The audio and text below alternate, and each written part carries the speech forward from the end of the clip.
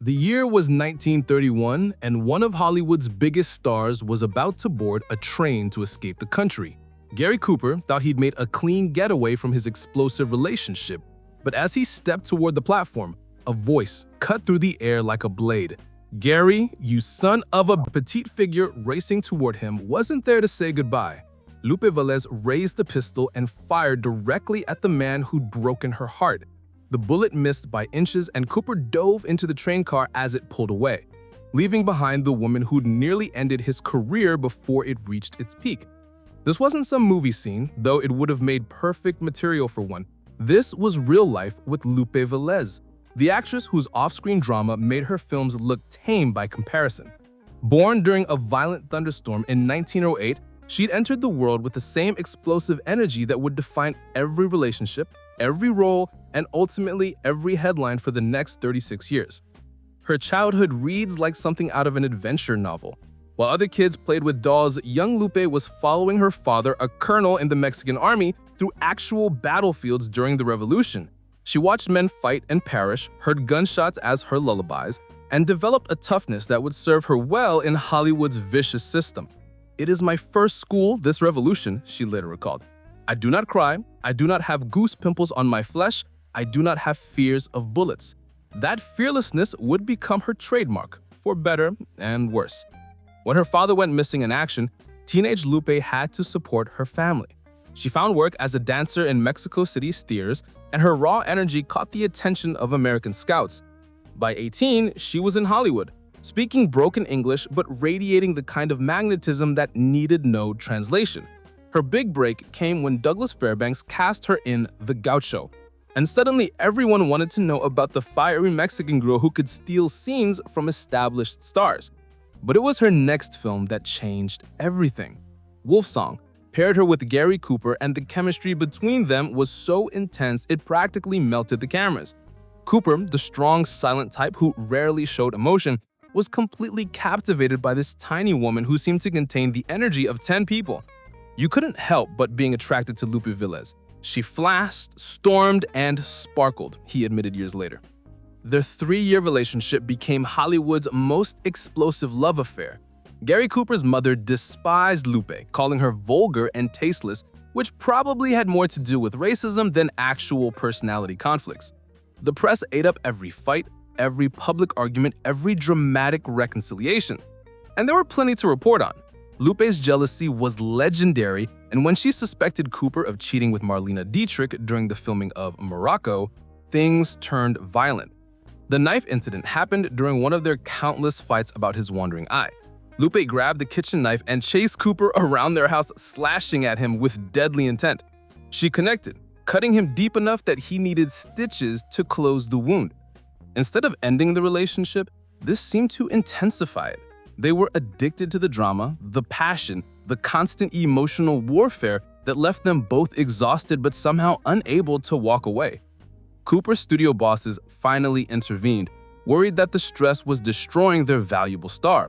He'd lost 40 pounds from the constant fighting, and they encouraged him to take a European vacation to recover.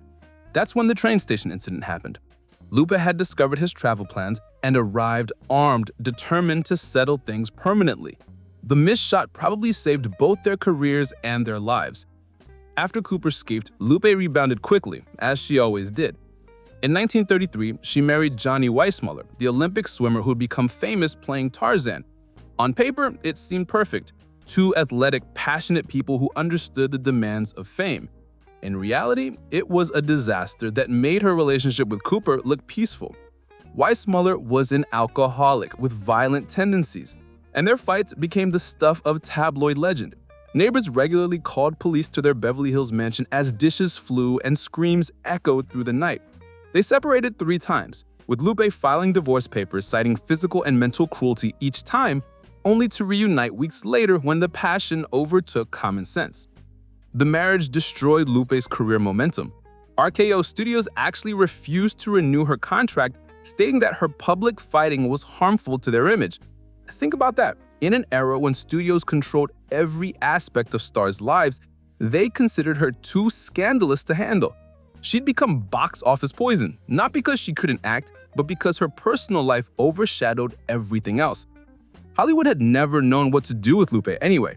Despite her obvious talent and charisma, she was consistently cast in stereotypical roles that played up her ethnicity for cheap laughs. They called her the Mexican Spitfire, the hot tamale, the Mexican hurricane, reducing a complex woman to ethnic caricatures. She could speak perfect English when she wanted to, but studios forced her to exaggerate her accent because audiences expected it. The Mexican Spitfire film series in the early 1940s revived her career temporarily, but these B-movies were beneath her abilities. She played the same character over and over, the hot-tempered wife who creates chaos through misunderstandings. It paid the bills and kept her name in lights, but it also trapped her in an image she couldn't escape. By 1944, everything was falling apart. Her film career was declining, her money was running out, and she was supporting her entire extended family back in Mexico. Then she met Harold Raymond, a mysterious Austrian actor with stories about fighting Nazis and escaping concentration camps. None of his war stories could be verified, and Lupe's friends warned her he was using her for money and connections. She ignored them all, desperate for the kind of passionate love she'd known with Cooper. When Lupe discovered she was pregnant, she saw it as salvation. Finally, a chance at the stable family life that had always eluded her. But Harold Raymond had different plans.